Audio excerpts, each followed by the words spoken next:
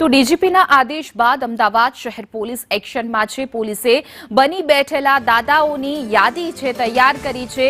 શહેર પોલીસે 1170 આરોપીઓની યાદી જે છે તે તૈયાર કરી છે।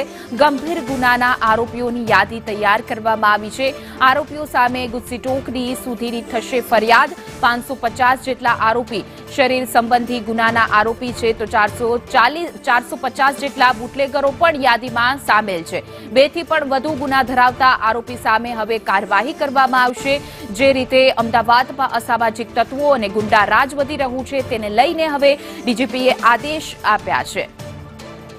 વધુ વિગતો સાથે અમારા સંવાદદાતા પ્રતિક જાદવ જોડાઈ ગયા છે। જે પ્રતિક, હવે અમદાવાદ પોલીસ છે એક્શન મોડમાં જોવા મળી રહી છે। જે ગુંડાઓ છે તેની યાદી જે છે તૈયાર કરી છે।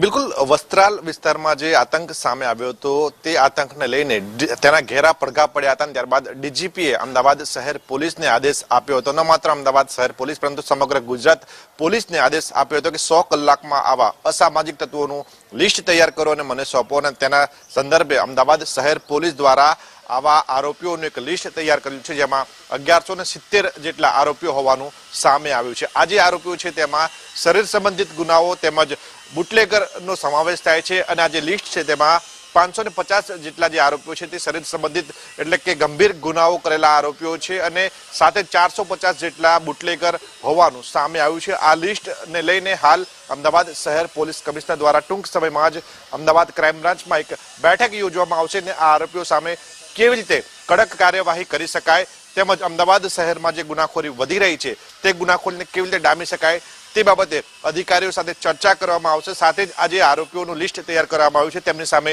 આગામી દિવસોમાં ગુસ્સીટોકનો ગુનો પણ દાખલ કરવામાં આવશે। એટલે કહી શકાય કે અમદાવાદ શહેર પોલીસ હવે સજ્જ છે આવા આરોપીઓ સામે કડક પગલાં લેવા માટે, કારણ કે છેલ્લા કેટલાય સમયથી અમદાવાદ શહેરમાં ગુનાખોરીનું પ્રમાણ સતત વધી રહ્યું છે, જેને લઈને સ્થાનિકોમાં ડરનો માહોલ છે। ત્યારે આ ડરનો માહોલ ઓછો થાય તે માટે અમદાવાદ શહેર પોલીસ દ્વારા હવે કડક કાર્યવાહી હાથ ધરવામાં આવી છે, જેના ભાગરૂપે 1170 આરોપીઓનું જે લિસ્ટ તૈયાર કરવામાં આવ્યું છે તેમની સામે આગામી દિવસોમાં કડક કાર્યવાહી થઈ શકે છે। સાથે જ આવા આરોપીઓના ઘર જો ગેરકાયદેસર અથવા ઇલીગલ હશે તો તેમના ઘર સામે પણ અમદાવાદ મ્યુનિસિપલ કોર્પોરેશન કાર્યવાહી કરશે, જેથી કરીને આવા આરોપીઓ શહેરમાં માથું ફરીથી ન ઉચકે।